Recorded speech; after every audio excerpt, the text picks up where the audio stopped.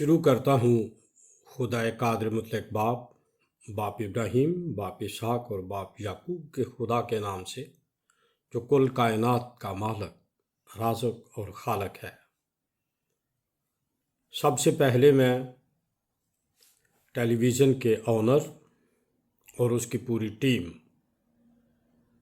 کا شکریہ ادا کرتا ہوں، جنہوں نے مجھے یہ موقع دیا کہ میں اس میسج کو ان کے چینل کے ذریعہ سے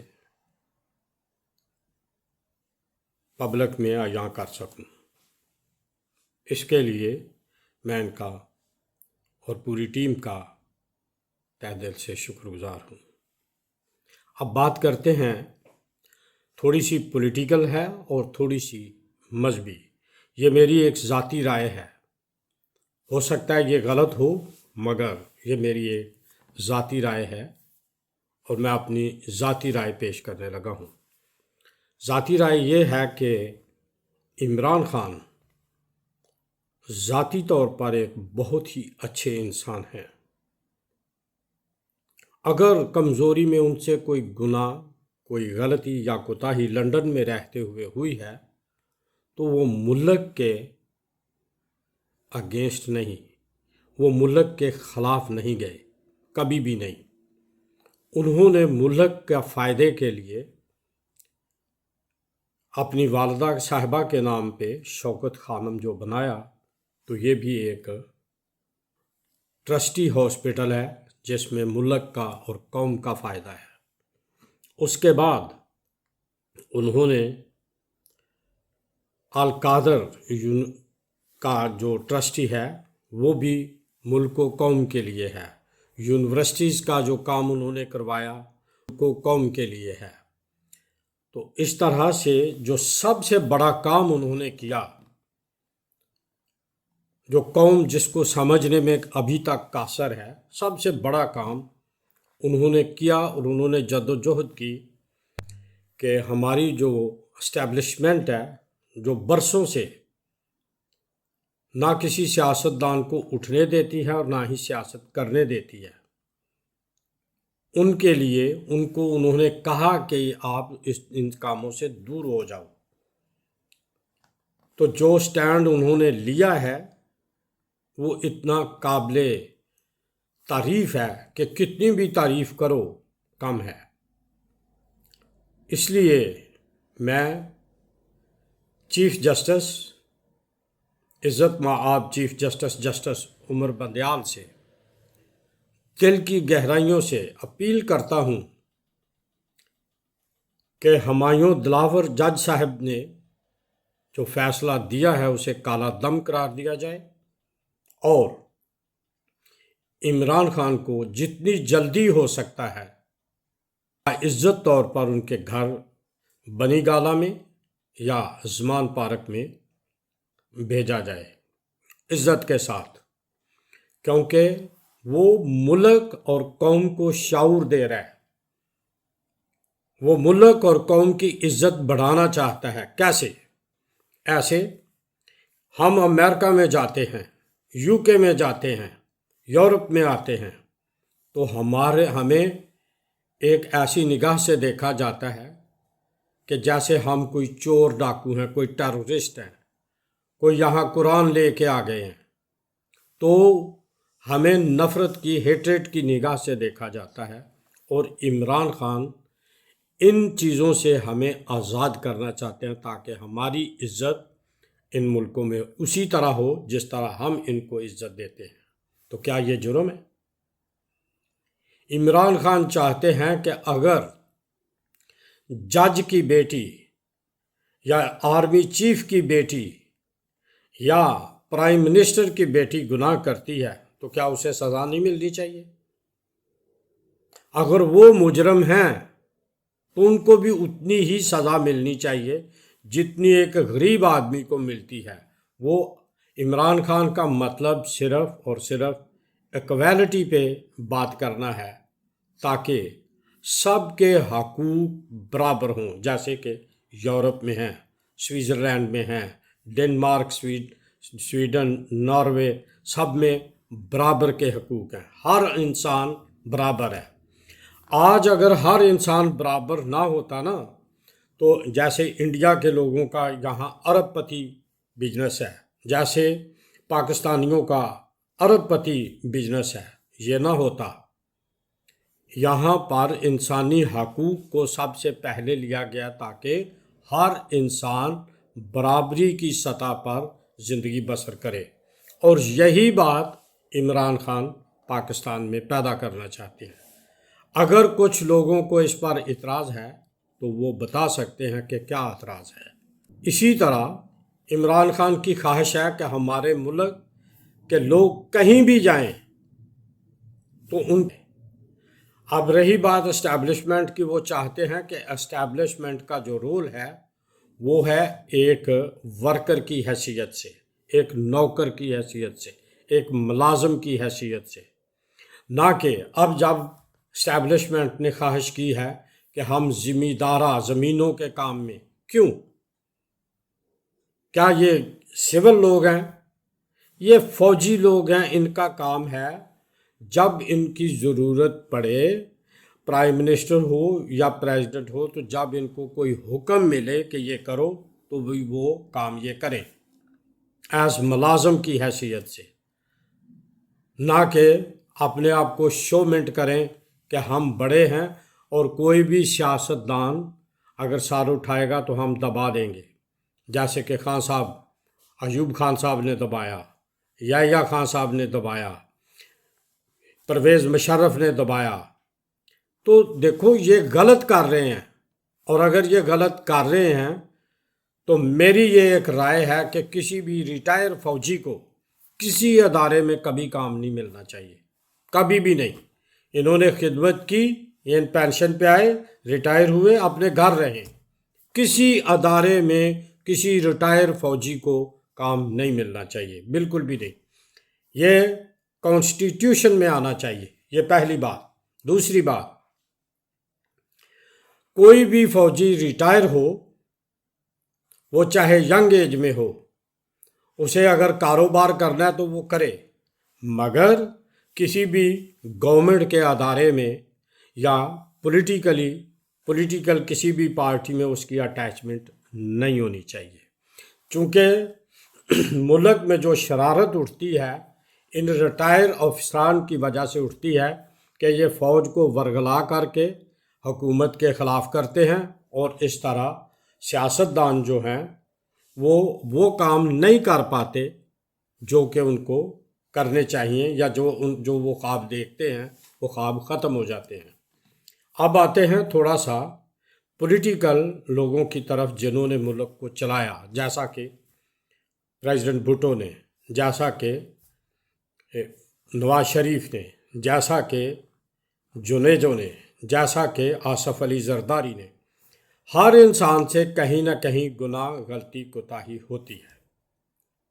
نواز شریف کو چاہیے تھا کہ لندن میں جو کچھ بھی ان کے پاس ہے اس کا جواب دینا چاہیے تھا، چاہے کچھ بھی ہو، وہ جواب غلط ہو یا وہ ٹھیک ہو، جواب دینا چاہیے کہ ایون فیلڈ میں جو جائیداد ہے وہ ان کے لیے پیسہ کہاں سے آیا، بتانا چاہیے، قوم کو بتانا چاہیے۔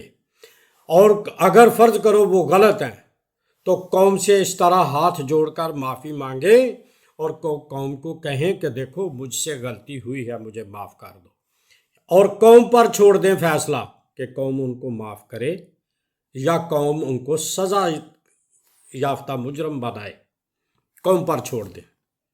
تو اس لیے زرداری صاحب بھی جواب دیں کہ جب وہ توشہ خانہ سے کاریں لیتے تھے تو کیا انہوں نے ان کی پیسے قیمت ادا کی؟ کیا انہوں نے جو جائیدادیں بنائیں دوسرے ملکوں میں، کیا انہوں نے وہ پیسہ کہاں سے آیا؟ اور پھر ان کو ضرورت کیوں پیش آتی ہے کہ دوسرے ملکوں میں جائیدادیں بنائیں؟ کیوں؟ For what? کیا ریزن ہے؟ کیا یہ بہت ضروری ہے کہ دوسرے ملکوں میں جائیداد بنائیں؟ اپنے ملک میں جائیداد کیوں نہیں بناتے ہو؟ اپنے ملک کو کیوں نہیں سنوارتے ہو؟ اپنے ملک کو خوشحالی کیوں نہیں دیتے ہو؟ کیا گوروں کے پیسے آپ کے ملکوں میں پڑے ہوئے ہیں؟ کیا عربیوں کے پیسے آپ کے ملک میں پڑے ہوئے ہیں؟ نہیں. تو پھر آپ لوگوں کے پیسے دوسرے ملکوں میں کیوں پڑے ہوئے ہیں؟ سوچو. آپ اسلام کی بات کرتے ہو. دیکھو میں ایک کرسچن ہوں، میں اسلام کی بات نہیں کرتا اور نہ ہی مجھے کرنی چاہیے، نہ ہی میرا کسی پولیٹیکل پارٹی سے کوئی تعلق ہے. میرا عمران خان سے بھی کوئی تعلق نہیں، میرا نواز شریف سے بھی کوئی تعلق نہیں، آصف زرداری سے بھی کوئی تعلق نہیں، مولانا فضل الرحمان سے بھی کوئی تعلق نہیں. میرا تعلق صرف اور صرف پاکستان کی سرزمین سے ہے، اور پاکستان کی سوورنٹی، پاکستان کی انٹیگریٹی پر کبھی بھی بات ہوگی تو میں بات کروں گا. جو بھی غلط بات پاکستان کی انٹیگریٹی پہ کرے گا، جو بھی بات پاکستان کی سوورنٹی پہ کوئی غلط بات کرے گا تو میں ضرور بات کروں گا.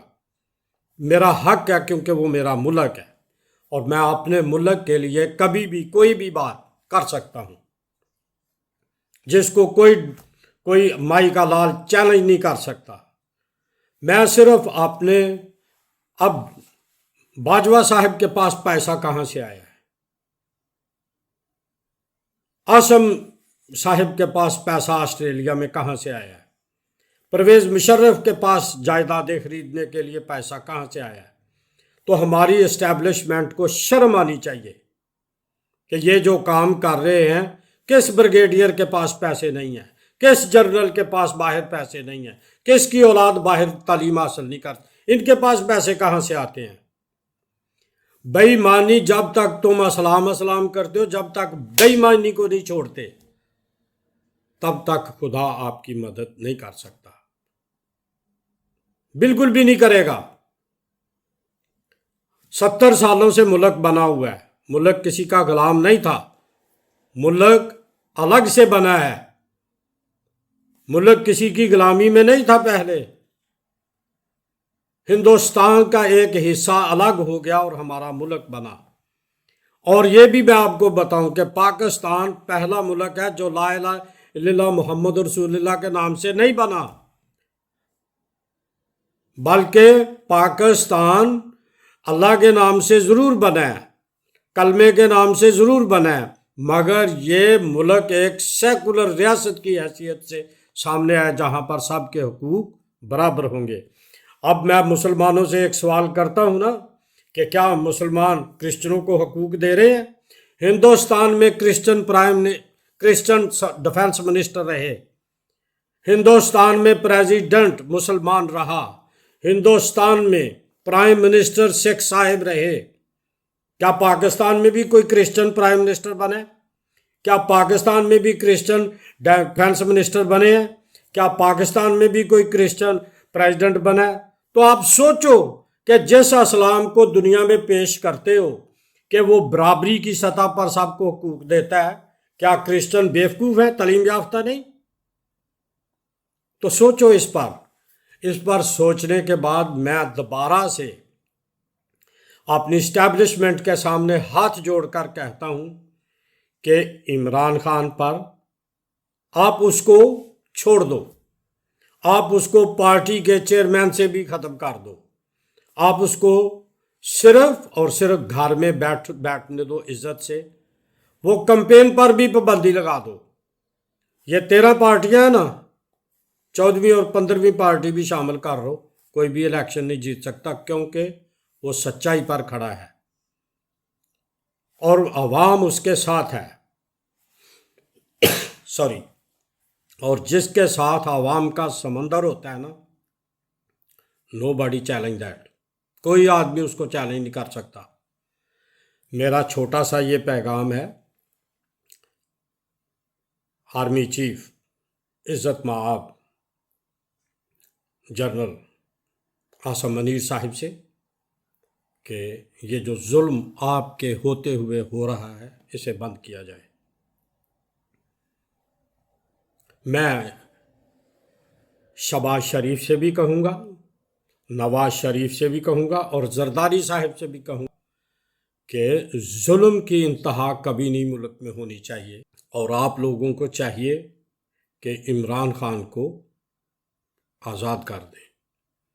اس پر پابندیاں لگا دیں کہ وہ الیکشن کی کمپین نہ کرے، اس پر پابندیاں لگا دیں کہ وہ ٹی وی پر نہ آئے، اس پر پابندیاں لگا دیں کہ وہ الیکشن کمپین باہر جا کر نہ کرے، گھر میں رہے، گھر میں اسے آپ نظر بند کر دیں۔ پھر بھی میں آپ کو یقین سے کہہ رہا ہوں کہ اگر الیکشن سچائی کی بنیاد پر ہوئے تو کوئی بھی پاکستان میں پارٹی اس کو ڈیفیٹ نہیں کر سکتی، حالانکہ میرا عمران خان کی پارٹی سے کوئی تعلق نہیں، پھر بھی میں کہتا ہوں کہ وہ ایک اچھا انسان ہے، کیونکہ کلام مقدس میں لکھا ہے کہ سچائی پر چلو گے تو سچائی تمہیں آزاد کرے گی، اور یہ ہے سچ، سچ پر چلنا چاہیے ہمیں۔ ہو سکتا ہے اس میں 1000 عیب ہوں گے، اس میں 1000 برائیاں ہوں گی، اس میں اس نے 1000 غلط کام کیے ہوں گے، تو کیا نواز شریف فرشتہ ہے؟ کیا شہباز شریف فرشتہ ہے؟ کیا حمزہ شہباز فرشتہ ہے؟ کیا آصف زرداری اور بلاول یہ فرشتے ہیں؟ کیا مولانا فضل الرحمان فرشتہ ہے؟ نہیں، سب سے کہیں نہ کہیں کوئی نہ کوئی گناہ، غلطی، کوتاہی سرزد۔ کیا میں فرشتہ ہوں؟ جتنا میں بدکار ہوں شاید پوری دنیا میں کوئی بھی نہیں ہوگا، جتنا میں غلط کام کرتا ہوں شاید پوری دنیا میں کوئی غلط کام نہیں کرتا ہوگا، جتنی بڑی سزائیں خدا کی طرف سے میرے اوپر آنی ہے شاید کسی پر بھی نہ آئے، مگر معاف کرنے والی ہستی جو ہے وہ ہمارے گناہوں کو اگر پردہ ڈال کے ہمیں ایک اچھا انسان بننے کا موقع دیتی ہے تو ہمارے حکمرانوں کو، ہمارے جنرل صاحبان کو، ہماری اسٹیبلشمنٹ کو اور ہماری حکومتوں کو سمجھ جانا چاہیے کہ اس کا انجام اچھا نہیں۔ اس لیے پیسے میں بڑی طاقت رکھی گئی ہے، پیسے میں بڑی طاقت رکھی گئی ہے، مگر عزت میں اس سے بھی بڑی طاقت ہے۔ کسی کو عزت دے کے دیکھو اور کسی سے عزت لے کے دیکھو، آپ کو سمجھ آ جائے گی۔ اب میں ٹی وی آنرز اور ان کی پوری ٹیم کو دوبارہ سے شکریہ ادا کرتا ہوں، اور میری یہ خواہش ہے کہ اگر پروگرام میں یا میری باتوں میں کچھ غلط کہہ دیا ہو تو وہ اس کو کاٹ چھانٹ کے ٹھیک کر سکتے ہیں۔ اب یہاں پر میں ایک خلوص دل سے ایک آیت پڑھوں گا اپنے ٹیلی ویژن آنر والوں کے لیے، کہ